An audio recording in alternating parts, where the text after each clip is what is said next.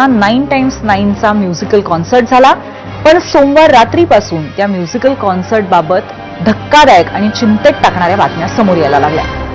या कॉन्सर्टमध्ये गेलेल्या 2 तरुण विद्यार्थ्यांचा मृत्यू झाला. या मुलांचा मृत्यू झाला होता ड्रग्सच्या ओव्हरडोसमुळे.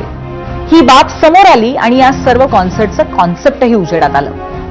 या कॉन्सर्टमध्ये आतापर्यंत पोलिसांनी 15 ते 16 जणांची चौकशी केलेली आहे.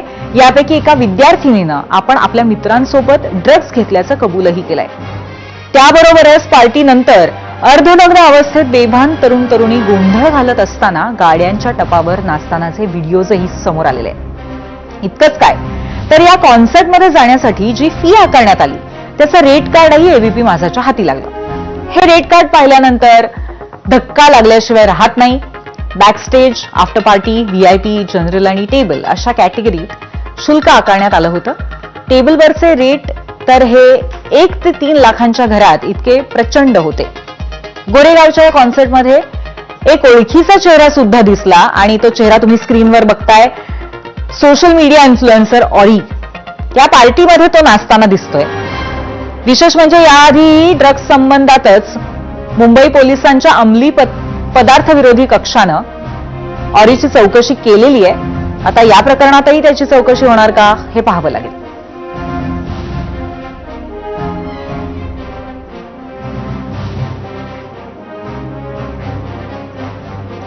आता या पार्टीत जाण्यासाठी तरुणांना काही सूचना अगोदरच देण्यात आल्या होत्या. त्यातली एक सूचना होती की या कॉन्सर्टमध्ये नो कॅमेरा पॉलिसी होती. म्हणजे नक्की काय होतं हे आपण ग्राफिक्सला जाऊन पाहूयात. मीडिया सेंटरला नो मोबाईल पॉलिसी, नेस्कोमध्ये झालेल्या 9x9 कॉन्सर्टमध्ये नो कॅमेरा पॉलिसी सांगण्यात आलेली होती. कॉन्सर्ट परिसरात फोन कॅमेरावरती बंदी होती. थोडक्यात कॉन्सर्टसाठी आलेल्यांना मोबाईलवरच्या कॅमेरावर स्टिकर लावण्यासाठी देण्यात आलेले होते. म्हणजे तुम्ही जर मोबाईल घेऊन येत असाल तर त्याच्यावरती कॅमेरावर स्टिकर लावायचा, कुठलाही व्हिडिओ तुम्ही घेऊ नाही शकत. या सूचनांबद्दल सोशल मीडिया प्लॅटफॉर्म्सवरही माहिती देण्यात आलेली होती. कुठेतरी एक प्रायव्हसी बाळगण्यासाठी कॉन्सर्ट परिसरातही नो कॅमेरा पॉलिसीच्या सूचना लावण्यात आलेल्या होत्या. फोन कॅमेरावरील स्टिकर काढणाऱ्याला कॉन्सर्टमधनं बाहेर काढण्याच्या सूचना होत्या.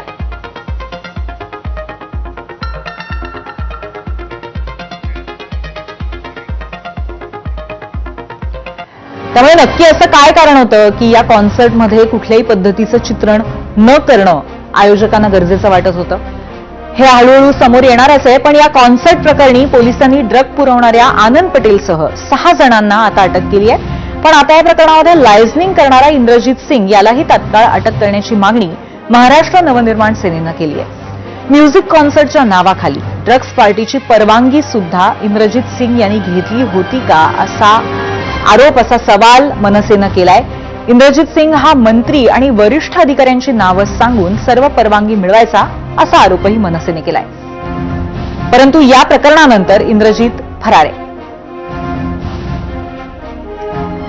आता या सर्व घडलेल्या प्रकाराच्या विरोधात मनसेनं आक्रमक होत आंदोलनही केलं. त्यासोबत ताडदेव पोलीस स्टेशन गाठत महालक्ष्मी रेसकोर्सवरती होत असलेल्या पार्ट्यांबाबत पोलिसांना माहिती दिली. यावेळी मनसेच्या पदाधिकाऱ्यांनी पोलिसांना महालक्ष्मी रेसकोर्सवर मार्च महिन्यात झालेल्या एका पार्टीचे व्हिडिओ दिले आणि त्या पार्टीतही तरुण नशेच्या खाली होते हे निदर्शनास आणून दिलं. त्याचसोबत या पार्टीतही तरुणांना ड्रग्ज उपलब्ध करून देण्यात आले असा आरोपही केला. आता हे ड्रग्जचं प्रकरण पाहता मुक्तांगण व्यसनमुक्ती केंद्राच्या सामाजिक कार्यकर्त्या मुक्ता पुणतांबेकर यांनी प्रतिक्रिया दिली आहे, ती आपण पाहूयात. आता ना हे असा एक खूप मोठा प्रवाह मला वाटतं की असा एक व्हायला लागलेला आहे की पार्टी करणं, त्याच्यामध्ये ड्रग्ज घेणं म्हणजे आपण काहीतरी ग्रेट करतोय, या सगळ्याला एक ग्लॅमर यायला लागलेला आहे आणि मग मुलं त्याच्याकडे खूप आकर्षित होत आहेत. तर हा ट्रेंड खूपच वाढतोय आणि मला वाटतं की आपण एक पालकांची पण एक खूप मोठी जबाबदारी आहे की लहानपणापासून ह्याच्या दुष्परिणामांविषयी